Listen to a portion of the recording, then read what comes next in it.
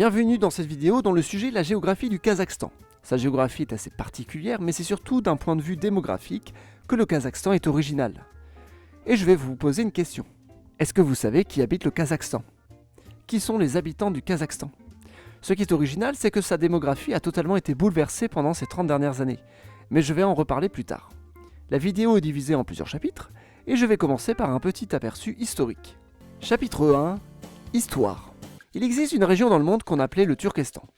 On l'appelait ainsi car peuplé par des groupes nomades turciques. Les peuples turciques ont sûrement une origine plus lointaine, en Sibérie. Mais c'est surtout dans la région du Turkestan qu'ils vivaient depuis le Moyen-Âge.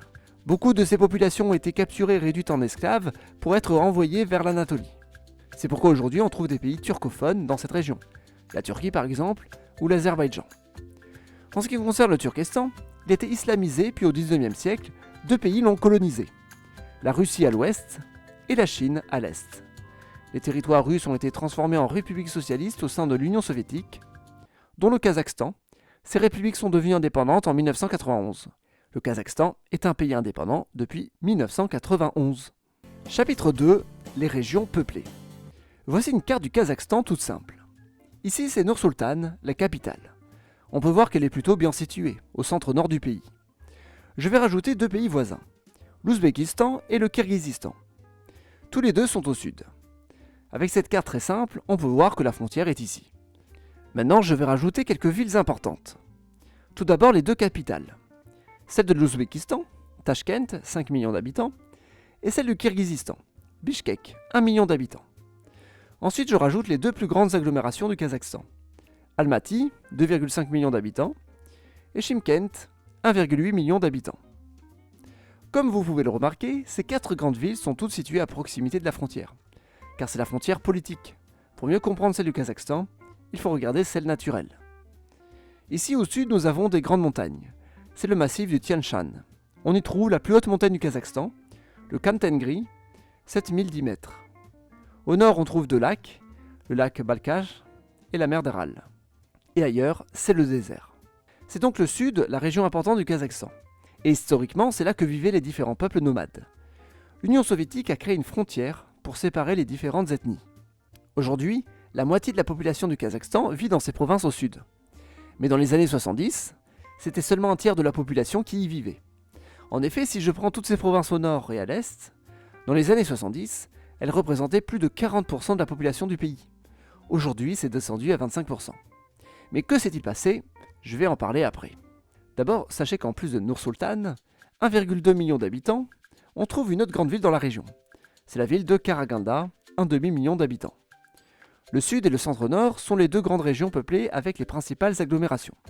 Ces villes sont plutôt bien reliées entre elles avec des réseaux routiers. Mais les deux régions sont plutôt isolées l'une de l'autre. C'est comme s'il y avait deux mondes. Et c'est le cas. Et c'est pour ça qu'on va voir la démographie. Chapitre 3. Les deux ethnies. Le Kazakhstan est un pays multiethnique. À l'origine, les steppes sont peuplées par des nomades kazakhs. Quand la Russie a commencé à coloniser, elle a incité les Kazakhs à se sédentariser au sud, alors qu'au nord, des villes ont été fondées par les Russes.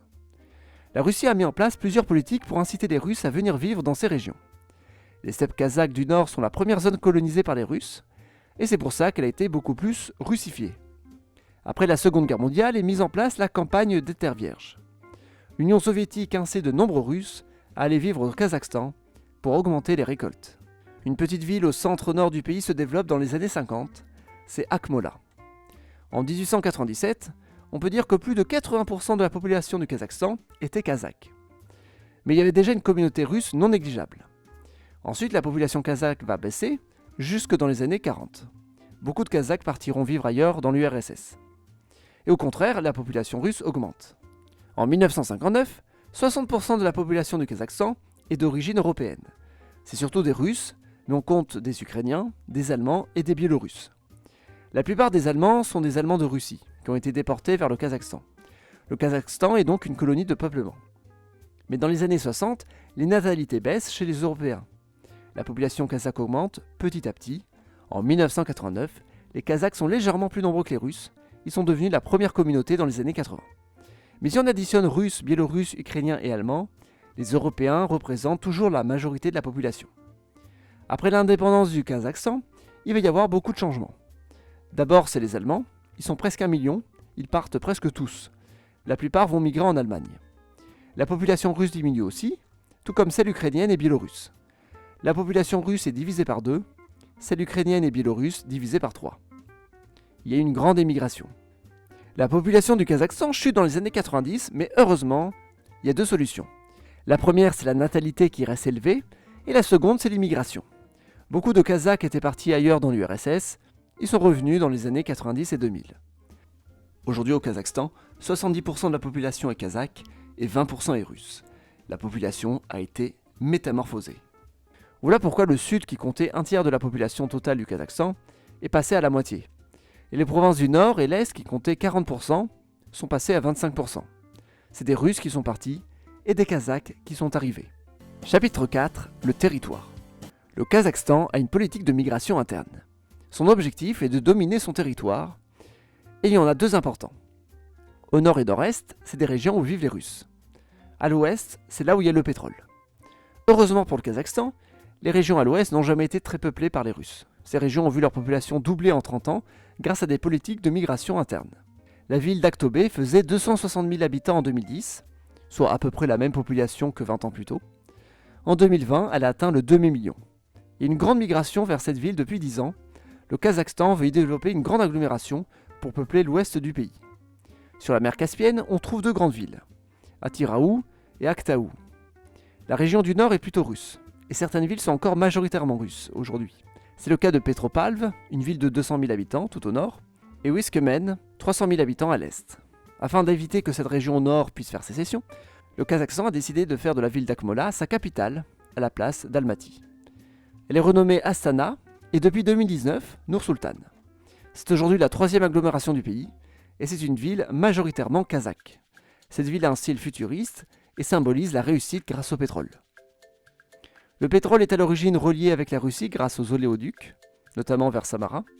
On trouve des gisements au sud, mais les plus importants sont dans la mer Caspienne, notamment le gisement de Kashagan, un des plus grands au monde.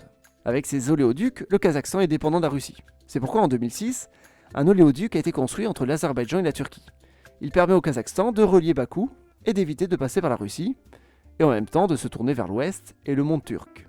Mais il y a aussi la Chine qui est intéressée par le pétrole. Une grande ligne oléoduc a été construite par la Chine pour relier l'ouest à l'est. À cela, on trouve aussi de grandes réserves d'uranium dans le pays. Grâce à ces ressources, le Kazakhstan est la première puissance d'Asie centrale. Avec 18 millions d'habitants, il est le 2e pays le plus peuplé de la région. L'Ouzbékistan compte 34 millions d'habitants. L'aéroport d'Almaty est le premier d'Asie centrale, celui de Nur-Sultan est le 2e. Il y a 3 autres aéroports presque millionnaires en passagers, dont 2 à l'ouest, les régions du pétrole. On trouve aussi la base de lancement de Baïkonour, un des plus grands cosmodromes du monde. La base, qui date de l'époque soviétique, est aujourd'hui louée par la Russie. Dans l'ex-URSS, en dehors de la Russie, le principal aéroport est celui de Kiev, le 2e celui d'Almaty, et le 3e celui de Nur-Sultan. Petite anecdote, la ligne aérienne Moscou-Almaty a été importante à l'époque de l'Union soviétique. Plusieurs nouveaux modèles d'avions russes ont commencé leur vol entre ces 2 villes. Le plus célèbre est le Tupolev Tu-144, la première ligne aérienne cargo supersonique au monde en 1975. Conclusion. Le Kazakhstan est un pays qui se cherche. Autrefois majoritairement russe, il est devenu majoritairement kazakh. Mais la langue russe reste la langue la plus utilisée. C'est la langue de l'administration et du travail. Grande dictature, Nur-Sultan Nazarbayev était au pouvoir depuis l'époque soviétique jusqu'à sa démission en 2019. D'ethnie kazakh, il était tout de même proche de la politique russe. Depuis 2019, Kassim-Jomart Tokayev lui a succédé.